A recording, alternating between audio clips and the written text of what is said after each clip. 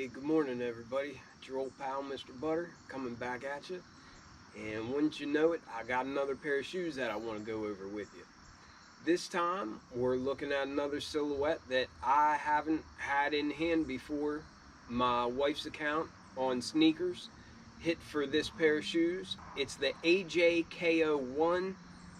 At first glance, it looks like a Jordan 1, but there's just some things that are definitely different. I want to get into some things that I like about the shoes, some things that I don't really care for about the silhouette, but overall I love the colors. It really reminds me of a Jordan 1, and I love Jordan 1, so it's a good looking shoe. If you're into kicks and you feel like hanging out, then hit that subscribe button. Let's look at these AJKO 1s.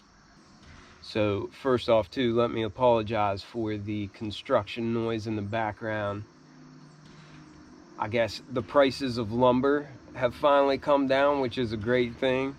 Some of the effects that this whole pandemic has had on just things like that, the price of lumber, basically the price of anything. It's been a crazy couple of years, but it's kind of nice to hear the builders across the street building some new houses. So this just got delivered from Nike. The box is a little dinged up, but nothing that's going to cause me to lose any sleep or anything. It's a retro style box. It's this orange color, and I think this is closer to what they did, you know, back in 80s. I might be wrong, but I think this is more of the color that the boxes used to be, like way back. It's the lid style. The paper is just plain white.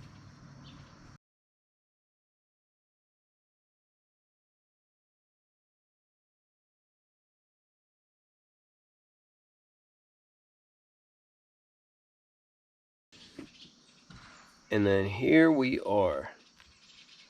The first thing that I take note of with this pair of shoes is the colors. Big fan of this storm blue.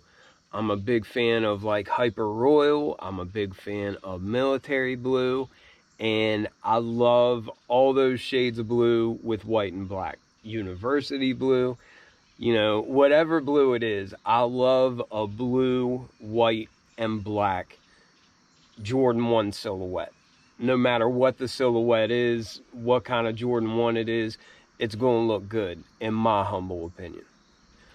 I really also like the way these toe boxes look. If you're looking down on this shoe, on random Jordan silhouettes, sometimes when you're looking down at the toe box when you're wearing the shoe, you won't see barely any color from the mud guard. And I like the way these look when you're looking down on them. I just think it's just the right amount. And also when you're looking to the side, it's not like a real dramatic, you know, right angle for the front of the toe box. And what I mean by that is just it's a nice gradual angle coming back here, and it looks sleek. It does look nice. It looks really nice. Another thing that I think immediately when I see these is just that the canvas gives me pause as I consider if I would wear them during this time of year. Like, look how dreary and stuff it is right now. This is not weather I would wear these shoes in. I got a pair of mids on right now that are all like synthetic leather, and I don't hesitate in weather like this to wear them because it's not going to change the way they look. You know, you can just wipe them clean. Whereas these, I feel like if I were to walk through the yard or up through the woods in these right now, they would never look this nice again, you know? That's definitely a drawback in my book. Just the fact that they're completely canvas. Aside from this collar area up here by the ankle, they're just all canvas. In the mountains of West Virginia, this material is probably a no-go for this time of year. But if you're somewhere that it's sunny and it doesn't really rain too much or anything, then I think I would rock these any chance I had, really.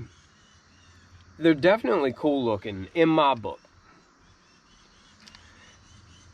And then the other thing that jumps out at me is this flap up here is more reminiscent of like a dunk, whereas a Jordan 1 you'll have this kind of stitched into this upper area, and it won't be, you know, flimsy like this. You won't be able to pull it away at all. A dunk, you don't have this much that you can pull away, but the flap is just, you know, free to move around like this.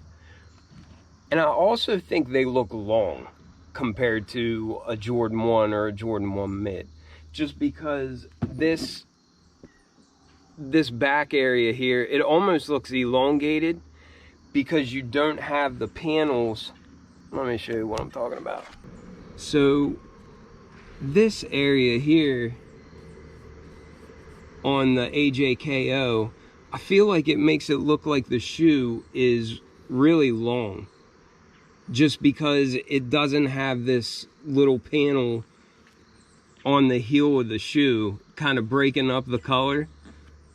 So instead it just makes the swoosh look like it's way longer, when it's not necessarily the case.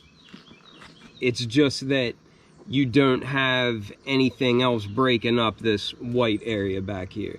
And that's not really a pro or a con, it's just something that I noticed. While I have it down here on my shoes, another difference too is that this has the AJKO outsole tread pattern, which you'll see is like, it almost has 2 pivot points.